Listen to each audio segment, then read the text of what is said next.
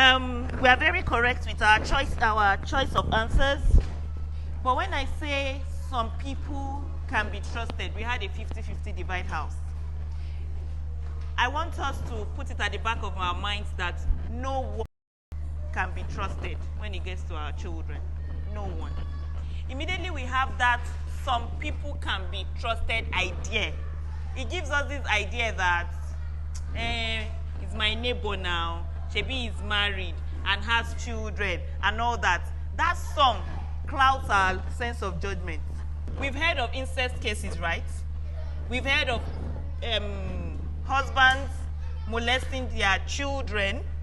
We've heard of brothers, even mothers. In fact, don't trust yourself.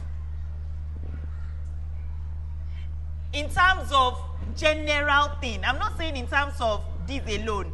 You know, okay, let me give you an example of why that is an exception. You trust your husband now. He is good, he is everything, he will never do such a thing, right? Something happens, he goes into midlife crisis and begins to have mental health issues. We also believe that that one cannot happen to us, right? That's why we shouldn't put it at the back of our mind. Let me give us, okay, what age did the Prophet ﷺ say that, okay, no, let me not use the Prophet because we have different schools of thought based on different hadith.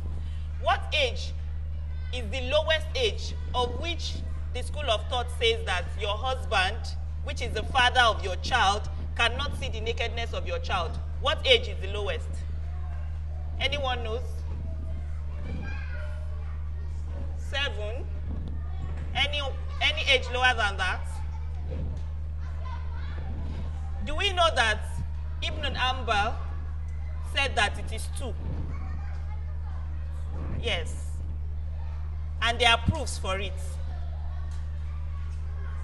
At the age of 2, a father should not see the complete nakedness of his child. So neither should he touch. I'm not of that school of opinion, no. I'm just saying. And if you read the explanation, it's a whole lot. 2. I was surprised when I was reading it myself. For some, it's 5. For some, it's 7. So even the idea of saying that an adult, male, whether husband or not, should wash a child of 7 or a child of 5 is wrong. Islamically, according to some school of thought. Okay, so 1 in 6 boys and 1 in 4 girls will be sexually abused before the age of 18. It's a fact. In fact, I tried testing this. We had a group of, you know, it was women only. So, and we're talking about something close to child molestation and all that and all that. And I said, 1 out of every 4 women here has been abused. I said, if we want to be truthful to ourselves, if you know that you have been abused before, we here, no camera, nothing, you know, and we can, in fact, we can face our back so that we will not see each other. Raise up your hand. Trust me, out of every 4 in that place, 1 had been sexually abused. Life and direct, in Abuja here, not far and wide. So this is a fact. Statistics done by the CDC. Now, about 35% of victims are 11 years old or younger. I'm sure we have heard 2 years, 3, 4, 5. But 35% of children who have been abused are 11 years old or younger. We were very correct when we said most of the, children abused were not by strangers, because statistics shows that only 10% of our perpetrators are strangers. Only 10. Or even lower, exactly. Are strangers. Who you need to be bothered about are not strangers at all. Because 90% are well known to you and your children. 90%. Now, out of this 90%, 30% are family members. 30% are family members. I will tell us a story of why we shouldn't also hold the opinion as that some can be trusted. So if we say 30% are family members, we are left with about 60%, right? That 60% are also people you trust. They are people you trust. And unfortunately, 30% of those 60% are also children themselves. So children abuse children. So older children, 30% are older children who abuse younger children. I'll talk a little bit about pedophilia as we go on, so we understand how these things happen. Okay, so now that we know the facts, let's go back to the first slide that I said we should skip. The one about the steps. Good. So the steps to protecting our children: first is to know the facts. Second is to minimize the risk. The third is to talk about it. 4 is recognize the signs. And 5 is react responsively. What are the impacts? The impacts are enormous, and that's why I really appreciate the fact that Micah is, bringing this to the forefront. We can't continue to hide from these things. We just need to talk about it. And the more we talk about it, the more we know that these things are happening, and we need to protect our children.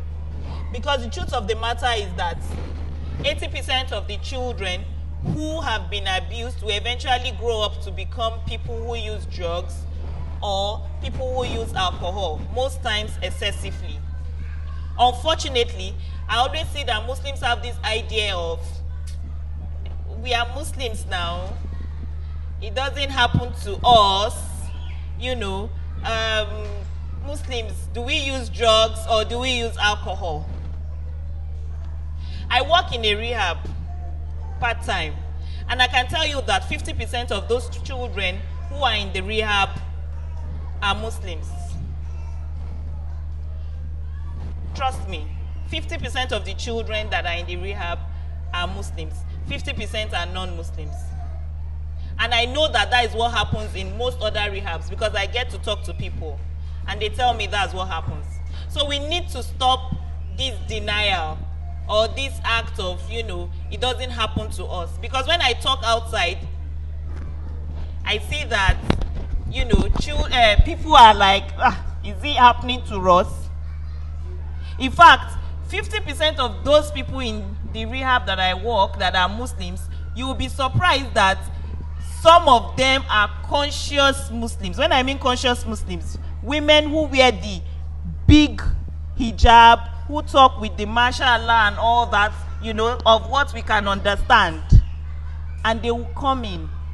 And I'm like, what went wrong? What happened? Children, teenagers, young adults, 21, 20, 19. One of them started drinking alcohol at 10. One got exposed when he went to a friend's place. Things that when we tell parents, in fact, we used to say we can't tell this one to the parent, we'll say it amongst us. We cannot even dare, because the parents will go into, shock. So we should stop living in denial. This thing happens to us. And funny enough, because of the stigma, most rehabs and most places where people can seek psychological help are not obvious. Because we don't want it to be stigmatized. So you will not even see signboard. You will not even see a name. It will just be building. But until we stop this stigma, which we will later talk more about, then we'll begin to actually seek help and help the children who have been molested.